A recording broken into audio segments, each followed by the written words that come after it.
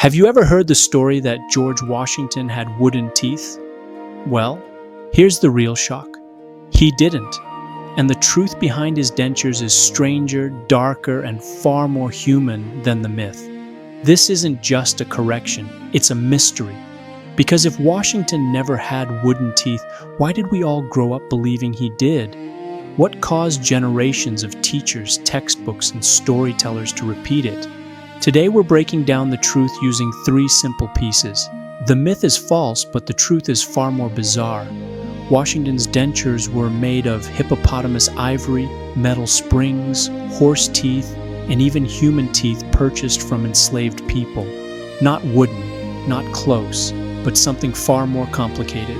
We'll walk through a real historical moment, a vivid, story-driven example of Washington struggling with his dentures, the staining that made them look wooden, and how this misunderstanding spread into the world of art, classrooms, and public imagination.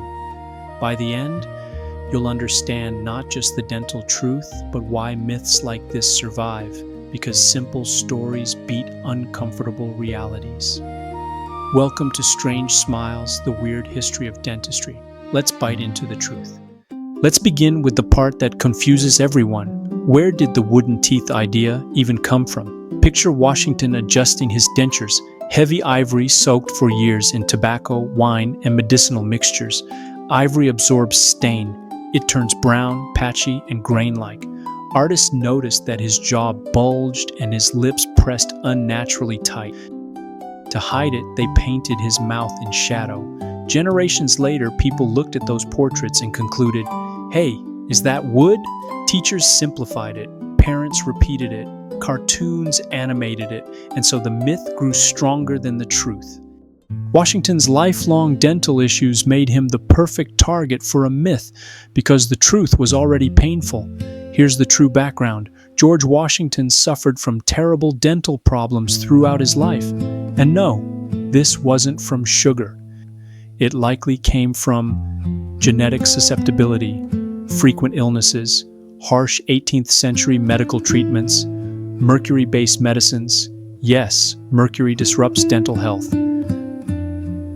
By his early 20s, Washington had only one natural tooth left, and by the time he became president, that tooth was his last survivor. His letters often mention aching gums, swelling, infections, difficulty chewing, self-consciousness during speeches.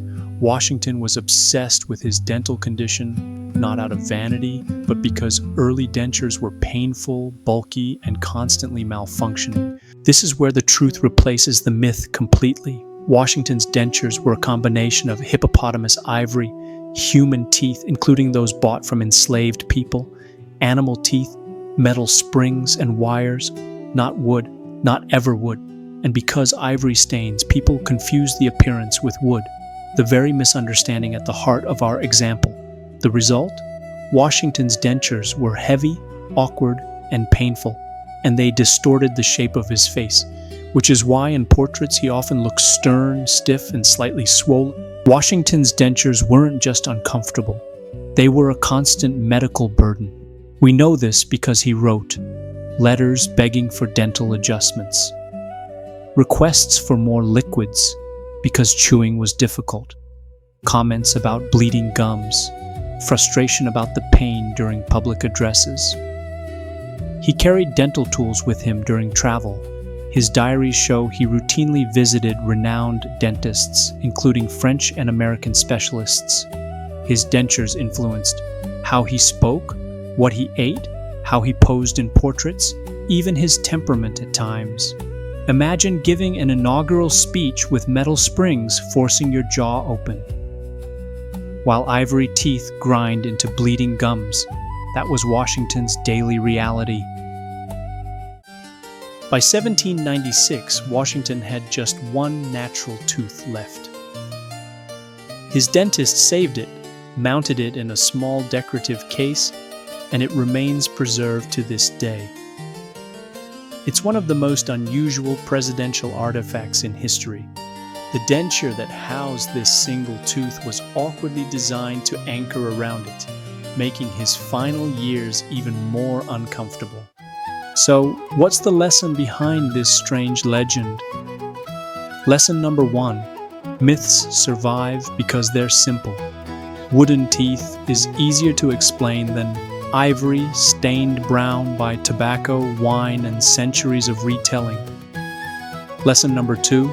Real history is uncomfortable.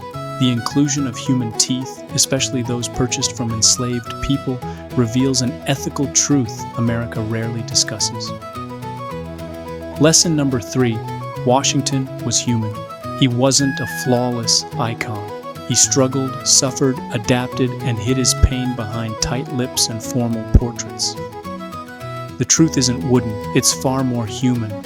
So, the next time someone repeats the wooden teeth myth, you'll know not only the truth, but how the myth formed, the real example that sparked it, and the lesson hidden behind the discomfort of history.